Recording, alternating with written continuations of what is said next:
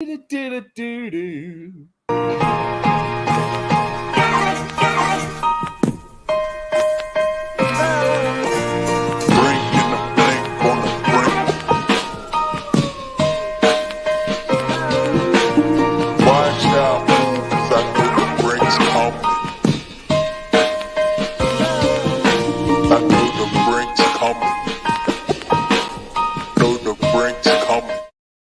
What is up, you wonderful folks? I'm Alex with Swamp Rat Fishing. I've got the co-hostess with the mostest, Paul Roberts, with me, and we are the Bass and Brews Fishing Podcast, your weekly distraction from quality fishing podcasts out there. Captain Paul, how are you today, buddy? I'm wonderfully wonderful. How yins? I'm good.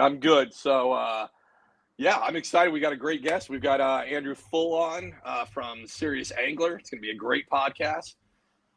Did you do any fishing this week, though, before we bring him in? You know, I did a lot of fishing Saturday and Sunday, caught a bunch of dinks. We are officially, at least at Sharon Harris here, in that they're in the in-between stage right now. Mm-hmm. Catch a lot of good fish, but a lot of dinks are up. Water temperatures dropping, all that good stuff. So, yeah. But we forgot last week. Yes, we did. And I blame you. We were so excited. So excited to have Cupcake Coley on. That's part of it. That's part of it. But Alex ain't been doing no fishing because he's, out guarding the coast in the Coast Guard. And so he just blows off the shit I'm doing. But anyway, we had the Saturday before last week. I came in fourth and one big fish in the tournament I fished. My man. And it sucks. And it sucks. I'm happy, I'm happy with it, but man, I lost two fish on the spook. They came and hooked right at the boat, and I'd have been in first. It just anyway. But yeah, man, fishing. We got a tournament this Saturday, but I'm not going to be able to fish. I thought I was going to be able to go fish for an hour or so, but it's because of stupid time change. I forgot that's happening. Yeah. I can't. Well, it happens before the time change. So by the time line's in, I'd only have 15 minutes to fish. Yeah, ain't gonna happen. No good. But anyway, I still made the TOC. So I get awesome, one more tournament here November 20th. Yes. Yeah. So I've been trying to fish enough that you can live vicariously through me. I love it. I've got to at this point because I haven't, other than my own, I haven't touched a rod in months. It feels like I've actually, at the time of recording, I've been out here for a month now. So that's good news because that only means only 11 months left. We're close. But you brought your telescoping rod. I thought you'd play with it a time or two. I brought the personal telescoping rod, the personal pocket fisherman. Exactly. So have you still not touched a rod, or are you just not a fishing rod? I haven't touched a fishing rod, I guess. Okay. So we're 11 months left, which is great. And then some housekeeping. I'm going to be gone the next two episodes. Paul's going to be handling that with special guest hosts. And guesses. We've got a whole thing. Yeah, guesses. So we got a whole thing off the cuff. I don't want to fill up the podcast with my drama. So what I'm going to do is I'm going to do a separate vlog episode deal. Then I'll put it out. You guys can listen to it, or you can tell me to fuck off. It doesn't matter either way. But I'll put that out. I don't want to bog down my depressing sadness bullshit into Bass and Brews. But everything's good here. As I told Paul, I just reached over, actually this morning, I've reached over the 20 number. And that's not 20 fish. That's not 20 kayak launches. That's 20 times in the 1 month that I've been in California that I've seen people publicly defecate on the street. So you might have took fourth, but I'm winning right now on the public pooping aspect. So, yeah. So, Paul, what are you drinking tonight? So normally we have our guests come in. Captain Andrew Full's going to be our guest. He's a little under the weather. I don't even have him on yet, but if you listen to his latest podcast, he said something really cool on Serious Angler. He's like, I'm not feeling good, but but I was out fishing, so I can't really complain. Like, he's living the dream right now. You guys are in for a treat. He runs a guide service up in upstate New York, and it's really awesome. But the drinks, what do you got, Paul? I got a Voodoo Ranger Imperial IPA, Boom, killing it with that. AKA 9%er, and it's a tall boy. It's 19.2 fluid ounces, AKA 568 milliliters of pure delicious ABVs. I like it. So to go on, lately I've been drinking Sierra Nevada, right? Because they're in Cali and they're in North Carolina. And lately I've been drinking the Little Something, Little Thing IPA from them. I found the big Little Thing IPA. So this one's 9%. And it tastes delicious. Yes, exactly. So we've upped our alcohol content. We're going to drink for Andrew tonight as he, I don't know. We haven't had him on yet, but he'll probably start freebasing NyQuil or whatever he's going to do. So, Paul, let's crack these open so we can get them into the stream. You ready? 10, 3, 2, 9, 10, 8, shut up. 7. All right. Woo! Oh, my damn straw ain't big enough. Son of a bitch. Andrew, how are you, man? Good, man. Just living up here in freezing cold upstate New York. About an hour south of me is going to get 5 to 10 inches of snow tonight. So, What? yeah. Like real snow, or they turn the snow machines on? Well, where they're going to turn the snow machines on. And then it'll be gone by tomorrow afternoon, and we're going to have 50-degree weather. So, welcome to the inside of Western New York. I loathe the state that I am living in right now, which is California. I Whereabouts? talked to my wife this. I'm in I'm in Northern California, like Bay Area. Right now I'm in Napa Valley, but the ship that I'm stationed on is out of Oakland. Nice. So, got it. But my wife was complaining because it hit like this morning. She woke up and it was like 31 degrees in South Jersey. And I was like, that's cool. I woke up in flip-flops and shorts, and I just had to wear a hoodie till I could take that off. So as much as I hate this state, golly, is this weather beautiful here. Yeah. But I'll still wear flip-flops and shorts and a long tee in 30-degree weather down here in North Carolina. Oh, same. That's because you're insane. Both you guys. Come on. It gets that cold, you're going to freeze off those toesies. Dude, Are you kidding me? I'll wear ahead, sandals if there's no snow on the ground. I'll wear them if there's an inch of snow. Like, whatever. Yeah. And I'm always warm for the most part, except for now I have this runny nose and a cold. I'll probably cough a couple times.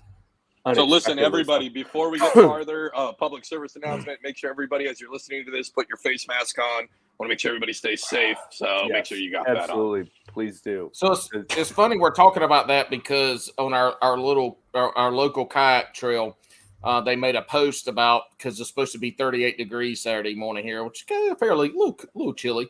And I can't fish a tournament, but I'm Crocs no socks. If you follow them on the Instagram, and one of the questions posed, will Paul wear Crocs or not?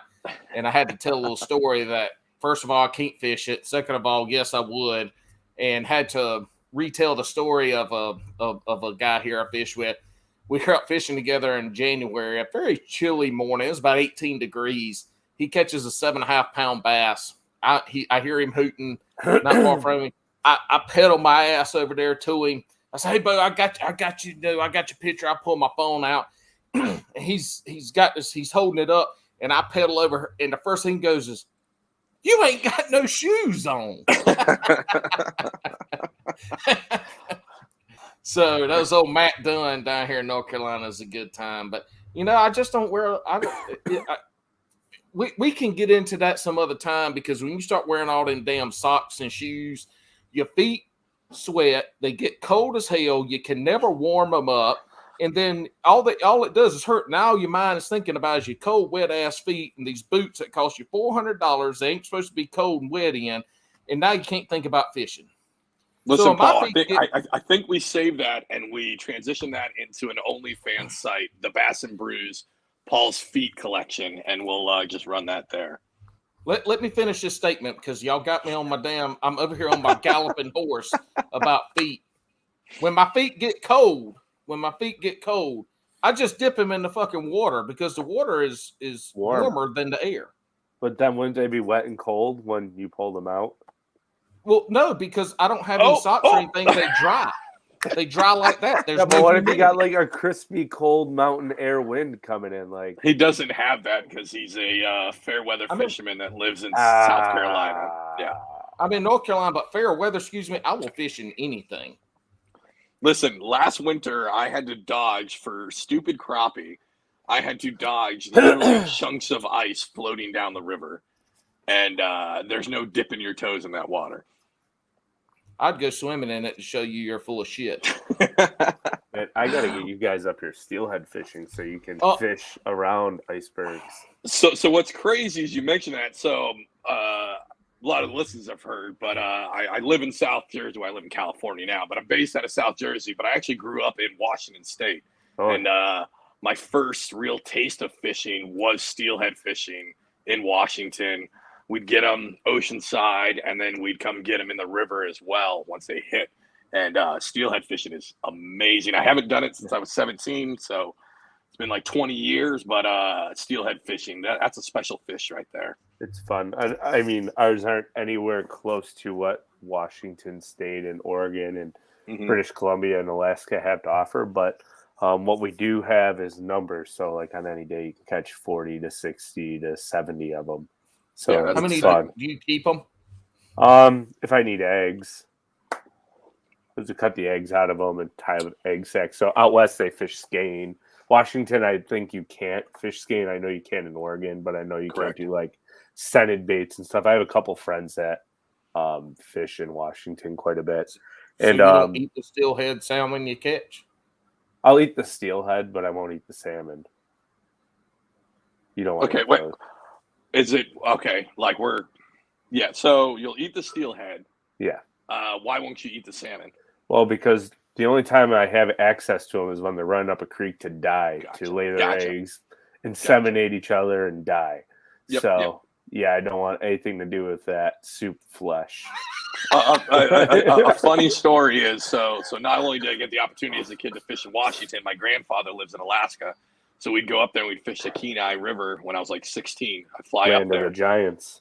Yeah, and so as a kid, I was like, hey, like look at these big ones over here. How come nobody's fishing over here? And I didn't realize that these guys were like up, they're done, they're spawned out, they're ready to die. And I'm like trying to like fish for them. And my grandfather comes up and he goes, hey, idiot, what are you doing? I'm like, I'm going to catch these salmon right here. They're bigger than what you're fishing for. And I remember specifically he walked out, waded out in the middle of the Kenai, put his hand over, grabbed this salmon by the spine, but his hands went completely through the flesh and lifted this huge, and the whole body just fell off the spine. Yeah. Like they were completely done. It's absolutely vile what happens to them. And then they smell and yeah. Like also, the old man used to take the sperm sac out of the males. And I remember falling asleep, and I was like 16, angsty little teenager, and I fell asleep at the river. Oh, no. And he had taken the sperm thing, and he had poked a hole in it, and he just fucking sprayed me in the face with it. Grandpa, if you're watching this, I love you, you sick old bastard. But that was his way to wake me up. And he's like, you shouldn't be sleeping on the river. What are you sleeping on the river for? There's no reason to be doing that. And I'm like covered in salmon gel. Yeah. It was full facial. He's a gnarly old man. He's a gnarly old man that said Washington wasn't wild enough and went to Alaska for his kicks. That's awesome. I can't believe. Yeah, I just can't sit here and listen to y'all mispronunciate salmon anymore. Let's talk about something else. Yeah, just a quick funny story. We get these guys from like West Virginia that come up, right? That are snagging salmon that eat them, which is completely illegal. But I was like, "What are you going to do with them 3 salmon you got there?" He's like, "I'm going to eat them." I go, "Enjoy your soup." like they're all just white and like falling apart. The skin is like falling off of them. Yeah. I'm like, that's just gross. Like it's insane to see that though, right? It's insane to see these big majestic fish, and at the end of it, when they're done doing their thing, then it's just a disgusting rotting carcass. And the best is, I'm sure up in upstate you got them too, but the majestic bald eagle who then just swoops down, our majestic national bird who then swoops down and is just picking dead fish out of the water. Oh, yeah. So not where I'm at all too much. There's a little famous river about 200 miles to the east of me called the Salmon River. And there's all kinds of eagles all over that place. So that's where you would see that go down. A fun sea story with bald eagles before we get into all of it, before I forget. I remember doing a port call in Kodiak, Alaska. And I was like, this is going to be dope. It's Kodiak. This is awesome. And there's a Taco Bell there. So we get done with the bar. Oh, no. We go to the Taco Bell. And I'm going to tell you what, if you've never had Taco Bell in Kodiak, Alaska, it gives you diarrhea just like anywhere else. So it's amazing. But as we're going through the drive-thru, I watched. There's like 7 giant bald eagles, and they're just picking out of Taco Bell trash.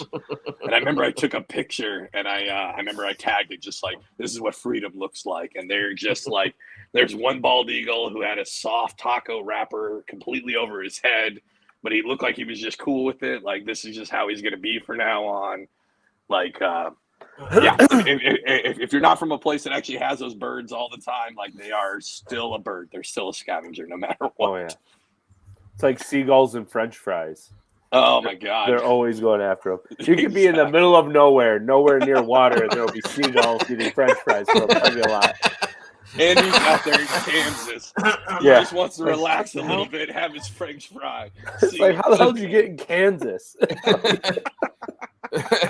So, Captain, you still here fishing now because y'all done wore out all the big-ass smallmouth. Do you ice fish? Not done yet. Oof. It's not? Oh, we'll get into that then. But do you ice fish during what do you do, like, when it's froze as fuck up there? Steelhead fish. I have streams that are open, right? I have streams that stay open all year round that I can stand in the water, dick deep, freeze my balls off, and catch steelhead if I really want to. But normally I go into hibernation mode and hide from middle of January to about March 15th, and that's usually when I pick up my boat, wait for the first lake to thaw right around the second week of April, and then get out and go bass fishing. That is so sad. Like, some of the best fishing for me is that January and February time frame because ain't nobody out on the water. You know, you can catch giants during that time. Matter of fact, you don't catch a lot, but when you do find them, you're gonna have some quality there. Oh yeah, if the water's over 42 degrees down south, they're gonna eat. So I think what's awesome about where you're at, though, and everybody make sure you follow them. We'll have them linked below. But especially your Instagram page, seeing you catching these giant football smallmouths, right? Yeah. But you're lucky enough to be in a fishery where you can then transition to steelhead and some other of those cold water species. And it's really awesome to see. Like, when I initially, first time I came to the East Coast, I was 18. I was like, oh, New York, it's just New York City. And then once I got into fishing, I'm like, oh, New York seems pretty dope. Like, yeah, those winters are rough, but you guys have a beautiful fishery up there. Yeah, it's quite awesome. It's probably the only good part about the state, honestly, is the outdoor scene. We won't dive into that, but it's the fishery here, the outdoors part of New York State. Like, there's good hunting, there's good waterfowl hunting, there's insane bass, salmonoid, steelhead trout. We even have a really good, like, brook trout inland fishery as well. That's a little, I wouldn't say it's underknown. In my side of the state, it's less known, but then we have rivers like the Delaware, the East Branch Delaware, the Beaver Kill, downstate towards New York City. That is like a world-renowned trophy inland brown trout fishery. And then you can go up a little further north with the Adirondacks that you can catch splake and giant lake trout that are like 100 years old. So yeah, it's insane. Some of the footage that I see come out of that state, it blows my mind. It just sucks that it's so cold. Like, I don't fuck with. I mean, I'm in Jersey, so we get cold, but I'm not trying to get that cold. I'm not trying to get that cold. To be honest, it's only cold for about 3 months. Like, it depends on what you consider cold. So to me, cold is like 25 and lower. Like, I can't stand when it gets below 25. 25 and up, I'm steelhead fishing the stream, like I said, dick and balls deep with no gloves on all day. Right. It'll be 28 degrees out because I'm not cold because I'm used to it. But or when it's running that down cold, the lake. your balls hit the water before your pecker. Oh yeah, pretty much, pretty much. Playing turtle. Listen, you can use that as a if you want to put that on your cards or anything for your guide service. Listen, so let me make this statement. Andrew Full, if you're watching this, and if you're not and you're listening, I'll paint a picture for you. Andrew Full is his name and his little box over here, but the motherfucker's a captain. For some reason, he ain't put Captain on there. There's Captain Andrew Full. So Captain, now this was your first season as a full-time guide, and if I'm not mistaken, it was like late spring, first of summer when you left your job and went full steam ahead, right? You're close. So I quit my job August 13th, Friday, August 13th. Okay. So I'm doing bad luck right off the bat, right? Because Friday the 13th. But another reason why I started guiding in April, I got my license in, I think in like January, February from the Coast Guard, the Marine Merchant license. And I was like, you know what? Let's see how it goes. My expectation, my goal was 10 trips. Well, I got through May and I had 10 trips. And I'm like, okay. Got through July and I'm like, I got 15 or 16. This is pretty good. August was light because I went to North Carolina for a wedding and camping and a bunch of other things. I know we just missed each other. We did. We did. And then on purpose. It might have been. and then I've been pretty busy. Like I've had a couple down weeks, but other than that, I've been averaging about 1 to 2 trips a week, which is right on par for what I want to do. The goal is like 100 to 150 trips a year, and I'm set. So that's all I need. And there's 365 days a year, so there's a lot of time out there to do other things. So the process for this though is you had to get your captain's license for the boat, right? Yes. For the state of New York, is there a guide license you have to get as well? There is, yeah. So it's a written test. The New York State guide license was much easier than the Marine Merchant license. Right. I'm not gonna lie. I think I studied for about an hour to take my New York State guide license, and the hardest question I think on the test was: you're on a boat over the pond, and a thunderstorm is coming in. Do you seek shelter in a building, under a tree, or do you stay on the boat? That was probably the hardest question. I was like, well, I mean, any how close is the real fisherman stays on the fucking boat? My point. And for the Coast Guard one, you had to do like nav rules. I'm guessing like inland nav rules. Yeah, inland. So I'm trying to remember them all. It was basically like the rules of the road. So I had to learn mapping, inland nav rules. Like I had to learn all the foghorn anchor signals for like every the visual signals. And you have to do the visual signals with the ball, the diamond ball. So on the 2 exams, it was a 70, and the other 2 were a 90 that you had to have to pass. And the 70s were a 10 question because I think I went for 8 weeks in a classroom. And I was either there for 4 or 6 hours, 2 days a week just to take the exam. And then that was 2 years ago, so I don't remember exactly. But that was Gen Nav, rules of the road, mapping. I have it in my wallet, my test exam. Man, we should have hooked up way earlier. I've got all of that. Like that's like a standard for us, like something that we just always have to do. Like, and we have to recert every 5 years. Like I literally just got done last year taking my complete courses through. Yeah. Just could have linked up, could have gave you the study guides. Yeah, I appreciate it. So I sat through his class. I believe I got over a 90 on each part of the exam. So on the one, it was like a 98, a 96. The one I actually believe I got 100 on the mapping, and then the other one I missed a stupid question. I don't remember what it was, but like, listen, those are stellar scores. I will say that if you got scores like that, I can vouch unofficially for the Coast Guard. Unofficially, he won't kill you guys. So if you guys go out there, he's not going to kill you in the boat. I mean, maybe something else, but his boat driving won't kill you. Yeah. So and that was one of the greatest. I only have a 19-foot Triton, and on Lake Erie, 19-foot Triton is a small boat, but I have an advantage over the 20 and 21-foot boats because I can cut through waves better. I have an easier turn radius, so I can turn port side or whatever, however I want. Like I can just, and I have a hot foot, so I can just drive my boat through the waves instead of hopping over them and beating the blood out of my kidneys. So, yeah. So you get you got licensed obviously up there. That's pretty important. I'm not even sure if you want to be a guy down here in North Carolina on freshwater if you have to do any of that shit. Well, but anyway, it depends on the body of water. If it's an Army Corps engineer waterway that has like a lock system and a canal, you probably need your marine merchant exam. But if it's a natural lake, you don't want to like not get caught, Paul. Don't say that. Like if you get caught, you're fucked. Yeah, all right, so it's pretty bad.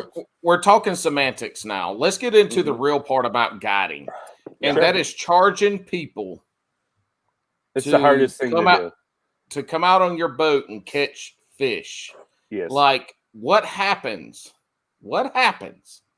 And I know there's some other stuff I have leading up to this, but my whole question is, what happens if they don't catch no fucking fish? You get them back to the dock, and they're like, Catman Drew, give us our money back. I'm going to say, I'm sorry. You hired me for a day. I can never promise that we're going to catch fish, but I can almost guarantee that will never happen. So, has that come up yet? I actually had a steelhead trip where we didn't land one, and the client hooked one. I told him that like literally the night before, I go, listen, we can go tomorrow. It's your call. I can't guarantee it because everything's going to be mud, but I will put you in a situation to have a shot at hooking one. And he hooked a giant and lost it, but that's the only time. I think my worst day bass fishing is like 20 fish in the boat. But hooking a fish and losing it is different than not even getting a bite, right? You can't reel the bitch in for them. Exactly. If they don't get so that's the thing. And so, but leading up to that, like what is so there potentially could be folks listening to this podcast, and this is one of the reasons I want to have you on, because you just started your business. You've been fishing for a long time. What does it look like? How do you practice? How do you prepare to become a guide and know that every day you go out on the water, somebody is going to hook into something in that body of water and be able to reel it in? Because that is the product that you sell, right? Right. So like what does that look like? And we're talking about people potentially want to be guides as kayak anglers. Because Alex and I are kayak guys. Obviously, Bailey with you is a kayak guy.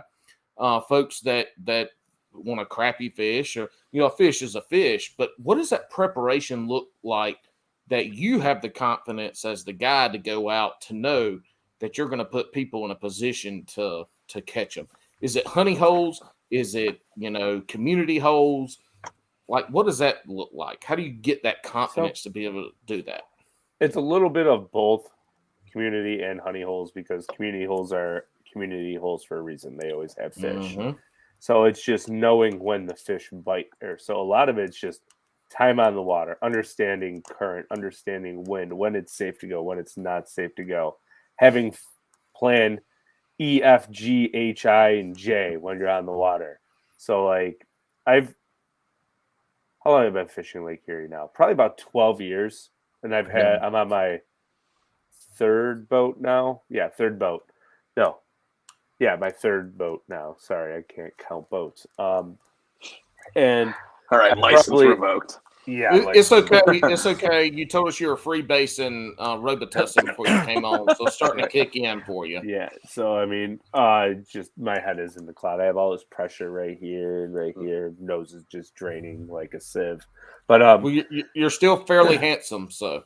Oh, thanks. You're welcome. So, in the eastern end of Lake Erie, so I live in like the mecca of smallmouth in Buffalo, New York, and on my graph right now, and this is without putting all my waypoints in for my last two boats, I have spent quite a few hours just idling and idling and idling and idling and graphing rock.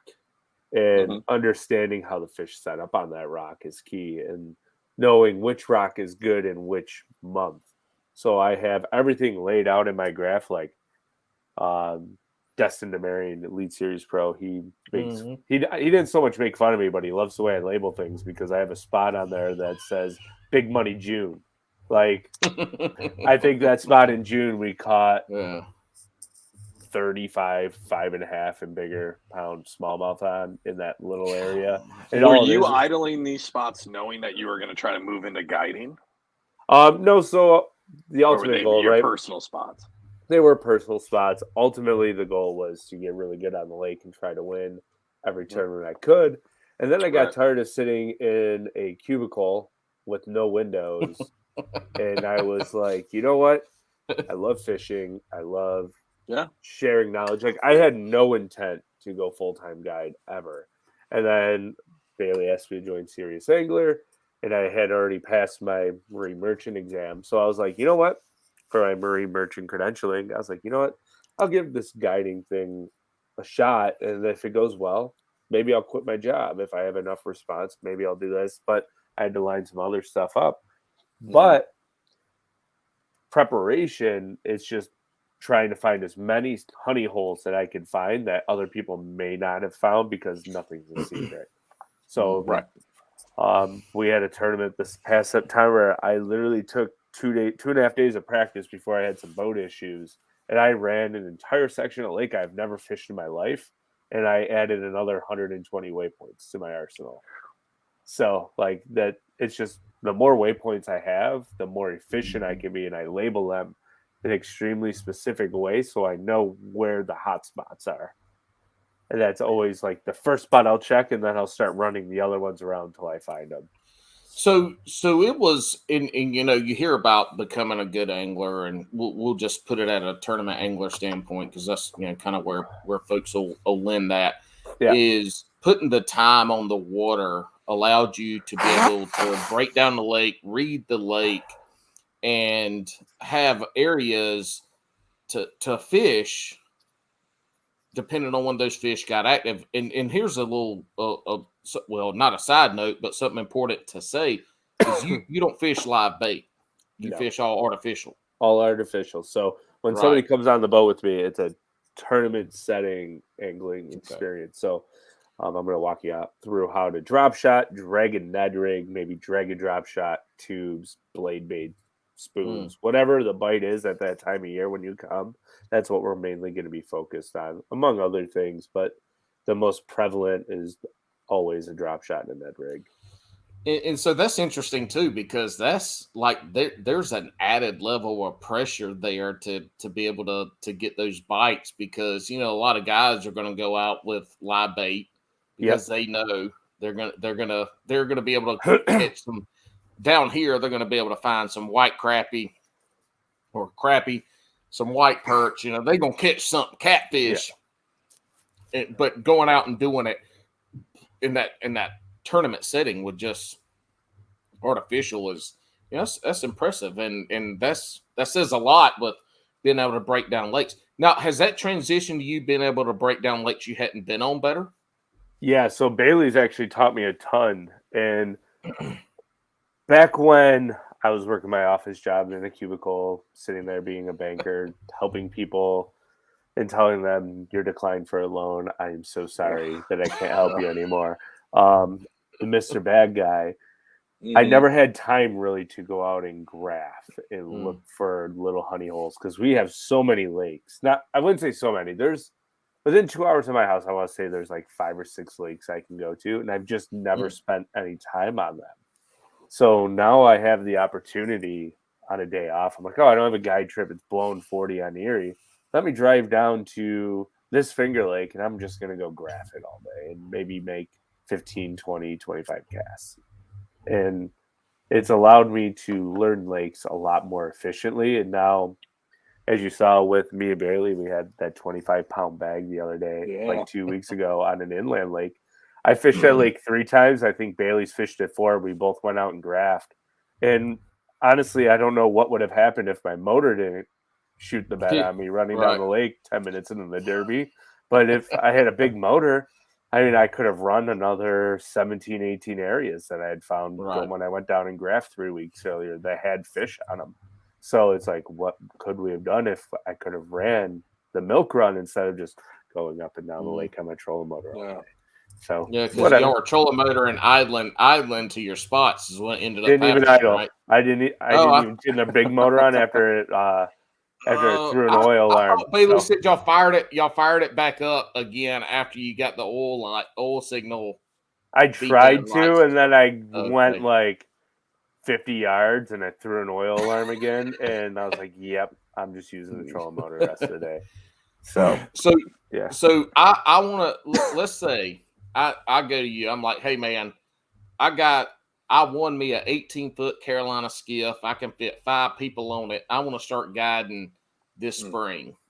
Tell me like the basic steps of what I need to do outside of being licensed, all that bullshit, all the shit that doesn't count in real life. But like the actual catching fish part, like tell me just the basic high level. I want to start doing it. I got this boat. Like what does that look like? What you have just gone through all this. You've been successful. How do I get to be successful? It depends on your client. Some clients you can just give them a rod and tell them where to cast and they're going to catch them, or they already know how to fish. So they can break down water very quick. And that's where I've been very blessed. I tailor my guide service to anglers who know how to fish that just want to seek out trophy smallmouth. So 90% of my clients have come from the Serious Angler podcast or big time kayak fishermen in like the New York, Ohio, PA region. Yeah. So they come up and I'm like, oh, I don't have to work today. You guys are going to freaking crack them. Thanks for making my life easy. You guys are right. They're just paying for the waypoints at that point. No, they're just paying to catch giant smallmouth because there's no way they're getting to my spots on a kayak. So, okay, that's valid. Do not rule me out. The tournament that I won 4th on, I pedaled 13 miles, and that's not counting me pedaling in place for 6 hours into the wind for 13 miles. So, do you want to squeak 13 miles in a 10 to 15 mile southwest wind and 2 to 4 footers? If that's going to get me to catch fish, yes, I would do it. It'd probably take you 14 hours just to get there. Well, obviously, I would have to make sure I at least had an hour to fish. But I'll go because. But see, that's the thing with kayak fishing. In the lakes that I'm at, there's not everybody's putting in at ramps. So if everybody puts in a ramp, 2 miles is where most people are going to be. Yeah. And so I'll go 8 miles, 5 miles. Yeah, I get it. I would do the same exact thing. Yeah, absolutely. Right. But anyway, we ain't talking about fucking kayak fishing right now. We talking about hold on. I've got a question. Guiding, specifically guiding. So we talked about it earlier. You were talking about community holes and honey holes. Yep. So have you felt any pushback from your locals for you guiding and bringing folks into these spots? As in, really. Like, hey, this is locals only. Why are you running through here?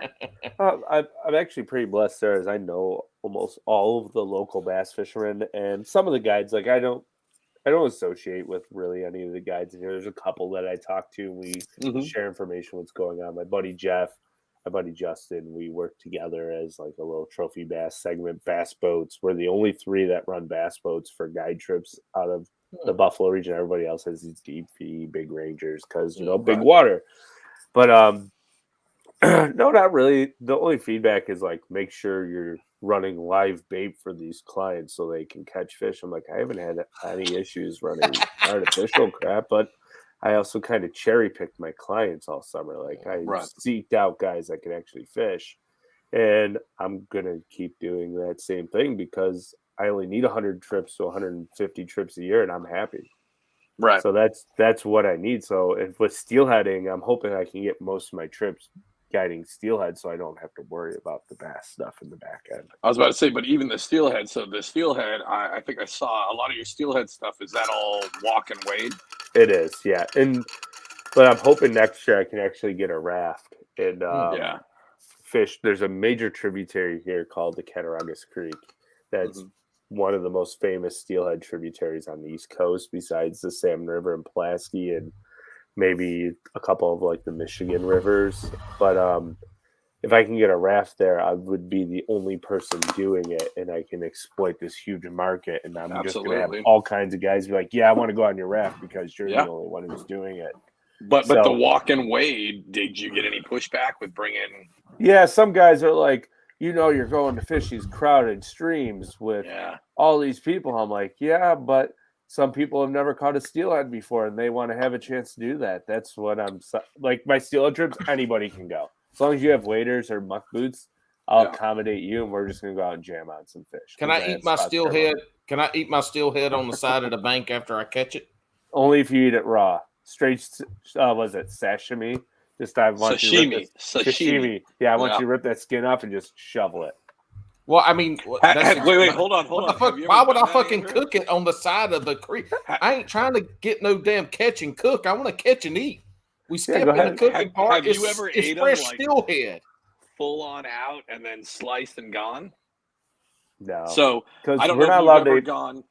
Go ahead, sorry. I was gonna say we're not allowed to do like wildfires on the stream bank in New York. Yeah, but you don't have to cook it. So I don't know if you fish coastal side up in the Northeast. Bluefish run all over the place, right? Yeah. So I was sitting at the Atlantic City jetties full of needles and hookers because that's what Atlantic City gives to you, right? Yeah. But the first bluefish I caught, I pulled that thing up. Dude, I cut that thing open. And I knew I was going to do this, so I brought a little bit of soy sauce. Dude, I sliced that thing open right on the jetty, threw a little soy sauce. Delicious. Delicious. Interesting. You got to try it. Like, you don't need to cook it. Just slice them raw. Like, the bluefish that I cut was still kicking. That guy was still pumping blood when I took a chunk out of him. It was amazing. You got tapeworms eating your feces and your small intestines right now. Oh, yeah. And you won't know until you shit out like a 13-foot long tapeworm. Yeah, but something off a nice fishery where you're at, dude, you could offer that, right? You could be like, I'm going to give you the P-cord my ass, y'all. Are you still talking about poop, Paul? Just tapeworms wiggling your tail from your bluefish. But I think that's a weird. Hold on, I think that's a weird dynamic that you have to hit because you're there to make money, obviously by guiding, but this is also your home waters. Yeah, and I could see definitely both sides of it where dudes are like, hey, like you're bringing non-folks in. Yeah, but I would say your home water, you have a lot more say in dealing with those people than if you were just like, if us three went up to the Pacific Northwest randomly and stumbled upon some local hole, they probably run us out and shit like that. But I want to back up a little bit. You said, Captain, make the client, knowing your client base. So you've niched down to experienced anglers. Yes, for that's a good fishing. niche. Yep. Yeah, right. So that's important to know right away. Right away, all you got to do is put them where you got to put them where the fish are. They're going to do the rest. So all right, so niche down, know your client base. Like what would be the next? And just two quick, let's say the top three. So two more quick things that somebody looking to want the guide would need to do to be successful. Don't buy the most expensive gear, but good gear that's light. So you never know what your client has in store. Like if you're running $50 Berkeley lightning rods from Walmart and you put that in a client's hand with a 4,000 size fluger, it might get heavy after a while. So you don't know if your clients are going to have elbow issues or shoulder issues or back issues. So you have to accommodate them. Make sure you have proper seating. Make sure you tell them if they're you ask them to make sure they're comfortable when you're going up, like what's your wave tolerance, you get seasick. Just asking a lot of open-ended questions before you even get on the water so you can tailor the day to your clients. So be like, what do you want to do? Yeah. This is really interesting, right? So everything that he just talked about had not one fucking single thing to do with the fish. Correct. It had to do I was with thinking the same thing. It had to do with the client's experience on his boat. Yes. And catching fish is not the number one thing in that experience.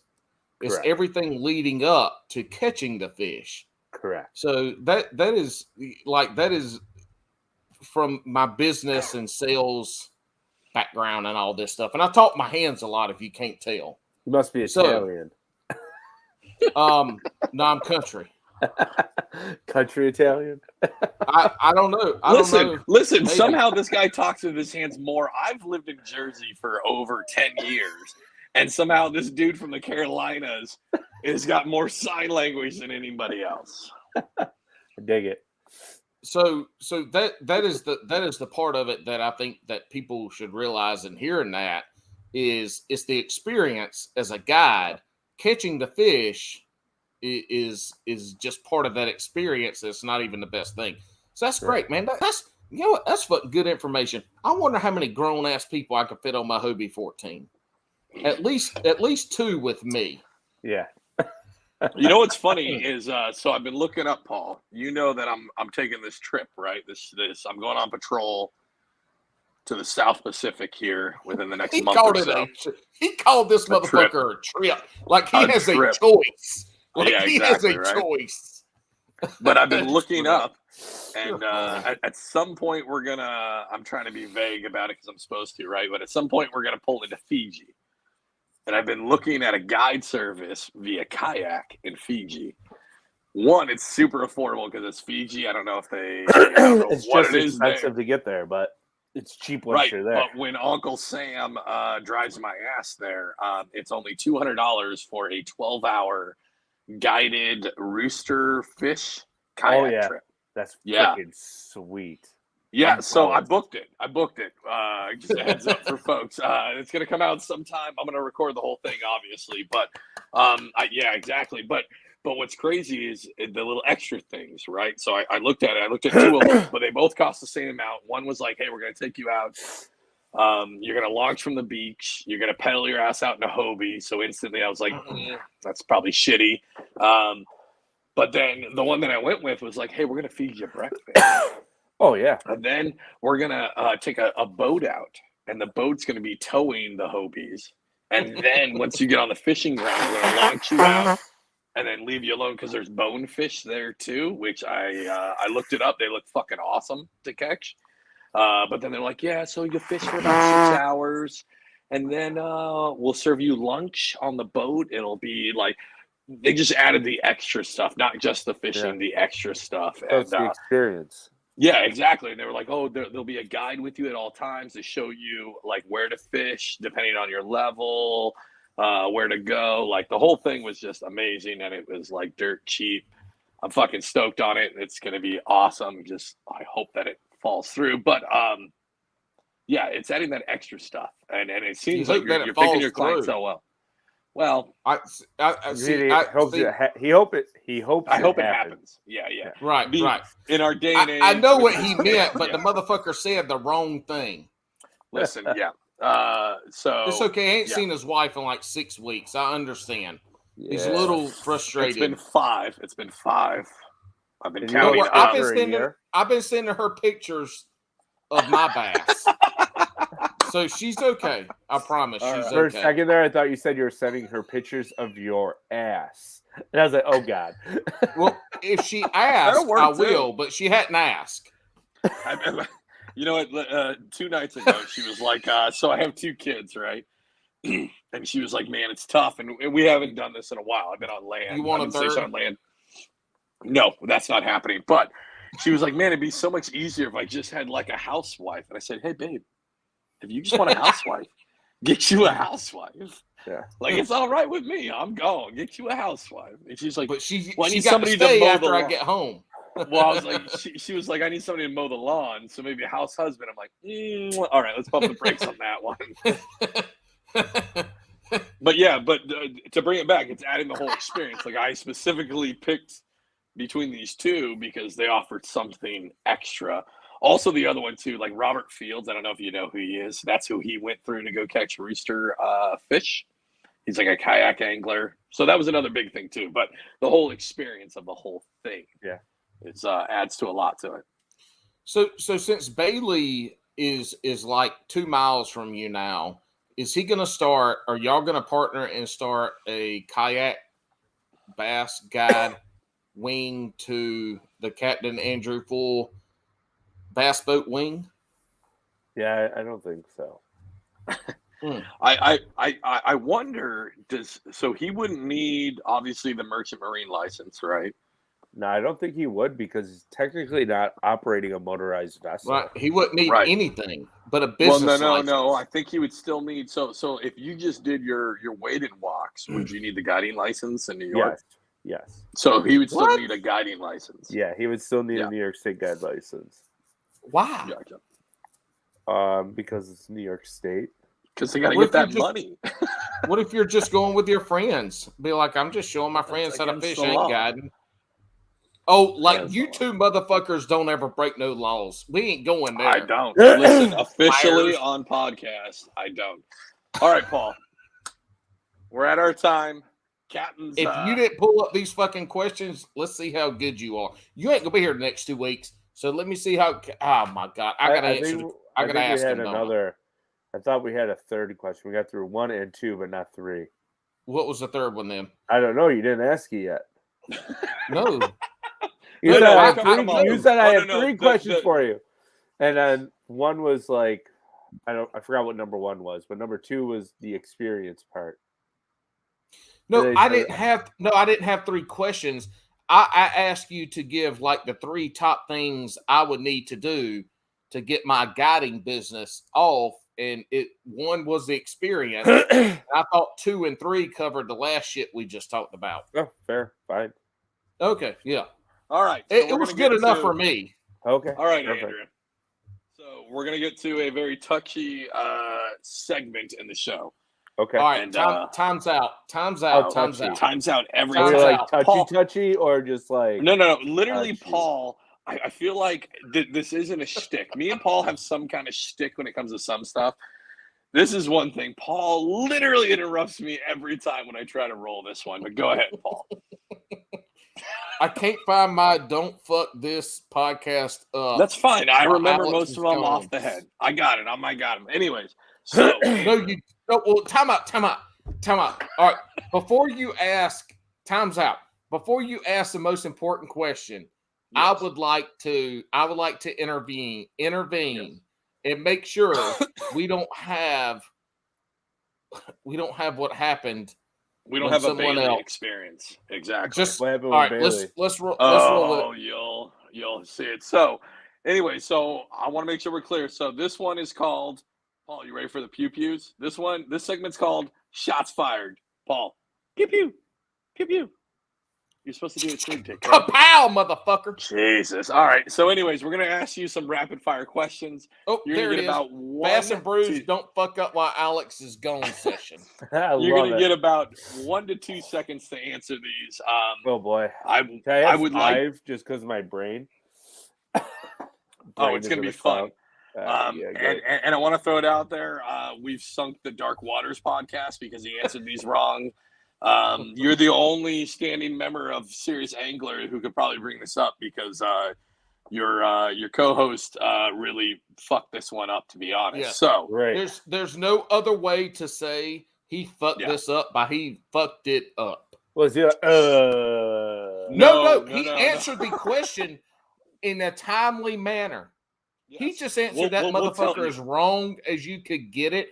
And I understand. So it's rapid fire to your guys' preference, and if I answer it wrong, I fuck up. Even though so basically my personal preference doesn't matter. I have to answer to what you guys want. No.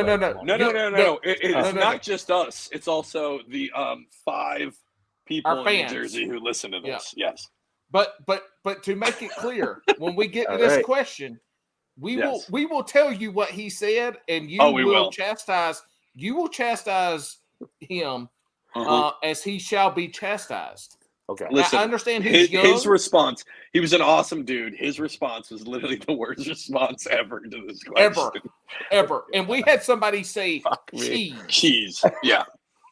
All right. So let's get this going because right now, Cat Mandrew he's about drifting. To have a coughing fit and be like, I gotta go, guys. That's why I said 5 seconds. All right, go ahead, Paul. You got the questions. Read them out, Paul. What Jesus, this motherfucker just said he knew all of them. Now I got to read them. All right, Cat Mandrew. Go ahead. No, you got to blow your nose. Our fans cannot hear with you. Sound like a goddamn elephant all night. Blowing your nose. Thank you for being on sick. I warned we you. got Right? Babar with us. We got Thank you Babar. for being on sick. And if any of you motherfuckers leave a bad review about this motherfucker blowing his nose, he showed up sick. You hear me? Other people would have canceled, and y'all just had to listen to me and Alex talk shit to each other, and Alex loses that every time. And we're tired of hearing that bullshit. All right, Captain Andrew. Let's go. Crocs. Look at Crocs or flops? Both. Because there's a strategic side to both of them. All right. Crocs are awesome. No. There's no explanation. Right, We're just going to judge you solely off your answer. There's no explanation. All right. Yes. I can agree with this. I'm flops on a boat, Crocs in a kayak, always and forever. All right, Paul. What do we got? Because when your feet get wet wearing rainbow flip-flops, I love rainbow. Those motherfuckers are like walking on oil on the back of a skimp pig. That shit just don't work. I'm telling you, we need the country episode. What do you got, Paul? Next question. Pineapple on pizza, yes or no? Yes, because I'm from Buffalo. My man. It happens. You gonna spend more on a rod or a reel? Rod. Smallmouth fisherman, you never spend a lot on a spinning reel, right? No, the spinning reel is actually very important for smallmouth fishing because you need smooth drag to fight them on 5 pound bass. But there's a price point that you can purchase a reel with a really good drag. Yeah. What's that price point? About $200. God damn!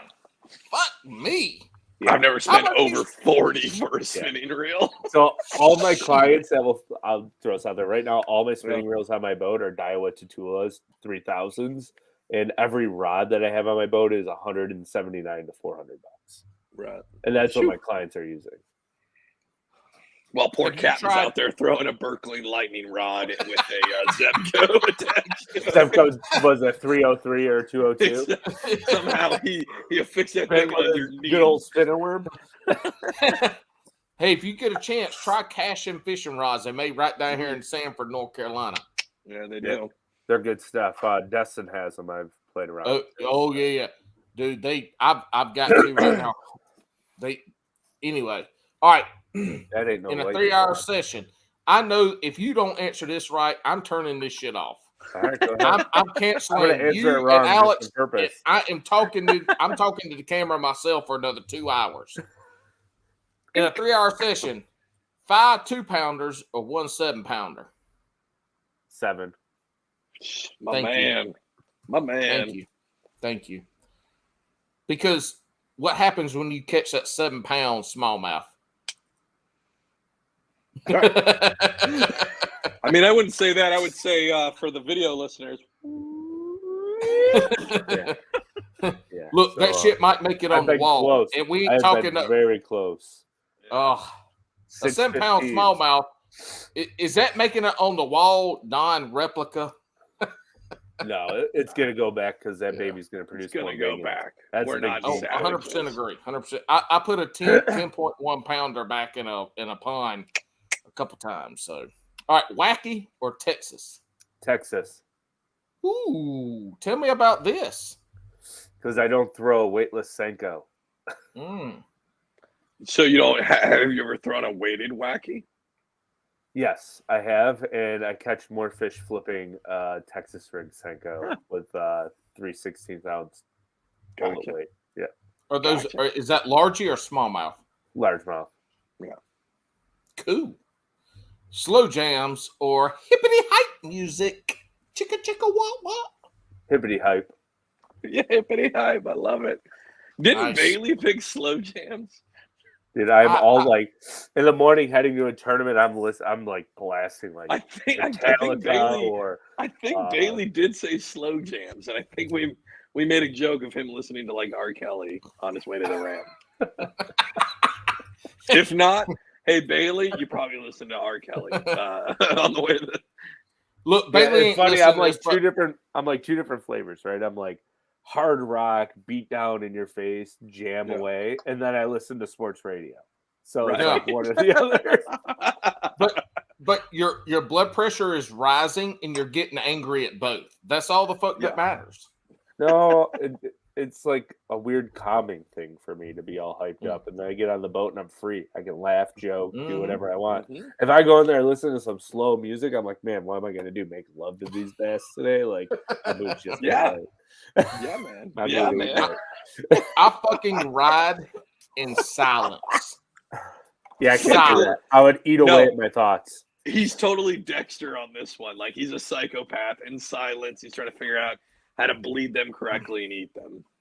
I roll the windows down. I don't care if it's 20 degrees outside. The windows down, and I ride in silence. I listen to the air waft upon my beard, and that shit gets me hyped up to not catch a limit that day. Oh, no, all right, beautiful. Are you eating largemouth bass? No. Fuck me. All right. We're going to move right past that because you answered correctly. So the most important question, this is the one that I remember.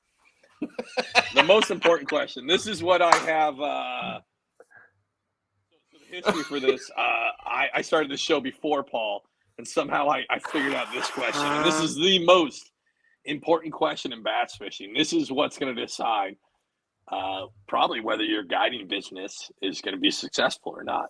Okay. And this is where some people have faltered, like your co-host, Bailey. I'm sure. Who, I mean, at this point, you should probably think about dropping him. I mean, it's his show, so he's got to drop me.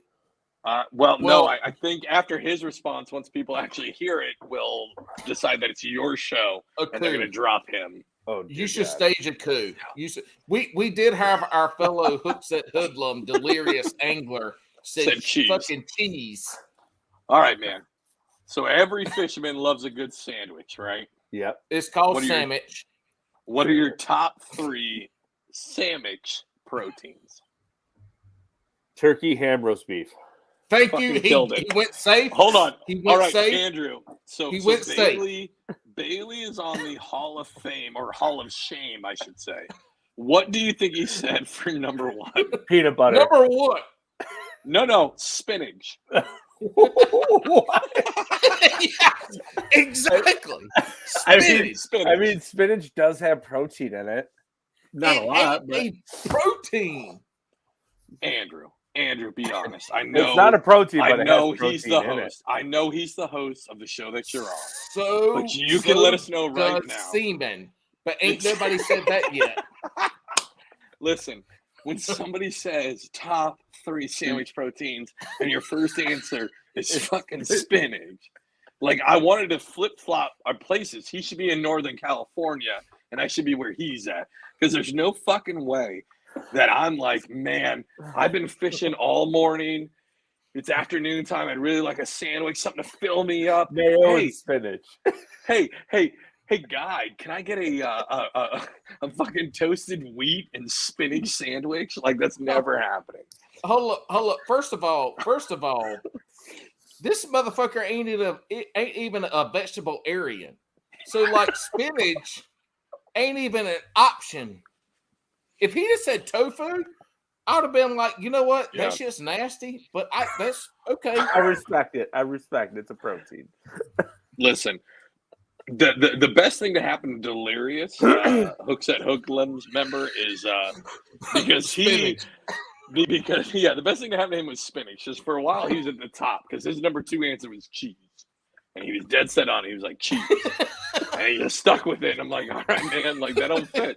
But now Bailey came along and said, fucking spinach. At some point, if we're going to make shirts, we're going to do 1 first with our logo. 2 is going to be got spinach, because who the fuck said spinach? Now, got spinach, and it's going to be quoted Bailey Egbert, however you say his last name. Serious Angler Podcast. Exactly. Co-host Captain Angie Fool. Right? And it'll say, or turkey, ham, roast beef. Exactly. Look, you played that shit Perfect. Safe, and I love it, because that's just can't go wrong with any of proteins. That's what I'm going for first. You mean spinach isn't a protein? I mean, it's a leafy protein, but it's not a protein. So like, I would say though, like a fourth option would be like a buffalo chicken breast, but in our house we don't have chicken all that often because my wife has a chicken intolerance, so I don't get to eat it that often. But so we always have turkey and ham, and I love a good roast beef because I'm from Buffalo. So yes, yeah. She has a. So is it all fowl? Turkey, chicken, just chicken. Duck. Huh. What? Just chicken. Damn, that sucks, dude. Yeah. Shit. That sucks. It's all right, man. Andrew, it's been great having you on. I want to give you, hold on, Paul. I want to give you some time if you want to talk about any sponsors, anything else that you'd like to promote. I want to give you your platform here for it. To the 5 newborns in New Jersey that listen to this. The sponsors are ever changing, so I mean, I'm going to plug the Serious Angler podcast here. Everybody, yes, and enjoy that. A lot of exciting news coming up there. We have some interesting YouTube stuff coming out in the future as well. Some insight on some Monday Night Live guests. I can't spill the beans, but there are some really big names in the Bassmaster Elite series that we have on the docket here in the next couple weeks. Y'all have some of the fucking biggest names. Just think already. Bigger. This is awesome. Bigger. Yes. Is who we have coming on here in the next couple weeks. So make sure you tune into those. Always tune in live on YouTube if you can. Next, my guide business. Hit me up if you like fishing. We can go steelhead, brown trout chasing, or go catch giant smallmouth. And I'm also New York State guide license, and I have a couple lakes that we have a shot of the 7. Bailey, and he also won't feed you spinach sandwiches. So. I could if that's what you want, but there might be some like basil pesto mayo. Love it, man. Some vegan bacon with some spinach. Like we're gonna get grimy on this. Like let's go. So Andrew, a little disclosure: I don't supply food on my guide trips. Allergy reasons. Good. I tell everybody that if you want to bring snacks, I'll supply water and Gatorade. Maybe soda if you want soda, but bring your own food because the last thing I want is somebody eat a peanut butter and jelly sandwich, not tell me they have a peanut butter allergy and fall overboard. So that's not where I want to be. I don't carry an EpiPen on my boat to stab you in the leg or ass. So bring your own food. There might be snacks like ho-hos or Twinkies or ding dongs, but if you don't have any, go to Andrew's boat. He's got ding dongs. So two important things. Captain Drew, a lot of our listenership is in the Northeast because that's where Alex was. We started. So there's a lot, and there's a lot of anglers. There's a lot of people that could potentially, make the trip up there, or their next door neighbors already. Tell us, like, what is the name of your guide service? Where can they find you on Instagram, Facebook? Give the details right now for those that can't read when we put it down in the bottom, because we've got a couple of those. So at least say it so they can hear. Those. So it's really easy. It's just Full Fishing Guide Service. My email is fullfishingguideservice@gmail.com. My website is fullfishingguide.com. So it's all very easy. I don't know. I started changing all my stuff around on Facebook because I had a guide page and a tournament angler page, and I wanted to separate the two. So I just did that. So yeah, it's Full Fishing Guide Service on Facebook. Full Fishing Guides. I believe it's Full Fishing Guide Service on Instagram. It is Full Fishing Guide Service on Instagram as well, and then Serious Angler page is another way to get in contact with me because I have control of social media 50-50 with Bailey. So if it's directed right at me, I will see it and answer it. I'm very responsive and very quick. So you can even shoot me an email. Except for when people email me and I email them back, they never email me back again or get in contact. So then to break it here, if you guys email him or contact him and you make the name Swamp Rat Fishing, you will save a grand total of $0. But man, that'd be fucking cool. Yes.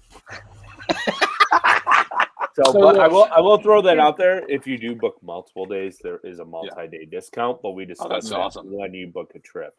So I don't go out blurting my prices, except for bass trips are more expensive than my steelhead trips. Absolutely. So, there's a boat involved. Yeah. In closing, y'all definitely, if you're not already listening to the Serious Angler podcast or tuning into their lives or watching their stuff, definitely go do it, because it not just, I mean, in the bass fishing community, that those guys are having folks on that are professional bass boat anglers, kayak anglers. Like they're having some of the best guests that you can hear speak and share information that you can find anywhere in podcast land. There's maybe one that right now is above them, but definitely go subscribe, listen to them, because it is awesome, awesome information. We appreciate that. You will not be disappointed. And they put out like 85 podcasts a week. Yes. And we're hoping that soon they're going to have their Friday night. Monday, Wednesday, Friday. It's 3, but that's a shitload because the Friday podcasts are 2 hours long. We're hoping some after hours podcasts are going to start popping back up here in the future as well. Probably after ice is over and they have nothing to do but podcast. Yeah, I'm sure there's going to be some wild stuff coming on. And then Tuesday, Thursdays are our videos. So we'll put out like tourney recap videos, how-to instructionals, what rod and combos used. Yeah, so we try to be very instructional. We're not trying to be tactical bassing because we don't have the expertise that Tim and Matt do. But nobody does, right? Yeah, those guys are incredible. But we're trying to bring you the insights from professional anglers, and then what we learn from them, we can expand and teach everybody our own thoughts and opinions on it. So it's very informational based. And they give you a hint who I believe will be on Monday. It's hot take right here. BP. Oh, no shit. That's awesome. I'm pretty sure it's BP. Yeah. And Paul has no idea who you're talking about, but Brandon. I heard his last Brandon name his last name rhymes with damn. We don't have the old Kevin or Jonathan, but I'm just kidding. Just a list docket. That's BP. Listen, man. Mercer's coming on soon, and so tell Paul and Nick to send me an email now that I've had you on my show. Send them We've been working on that for 1.5 years. So take all that work and let me get that. No, man. Don't listen. We don't have no professional we don't know. Look, that ain't our niche. We leave that shit to the professionals. Exactly. We don't want nobody else. We are very unprofessionally professional. So no, you guys that are is great. true. That is true. You guys are great. So make sure everybody listens to Serious Angler, even though they like spinach. But it's been great having you on, man. I really appreciate you coming on. Thank you. I appreciate it as well. I apologize that I'm kind of in the cloud here. I had a client text me who I forgot to call today because my head is in a cloud. So. Well, shit. You know what? We're going to end it. You got to make that money, bro. It's all right.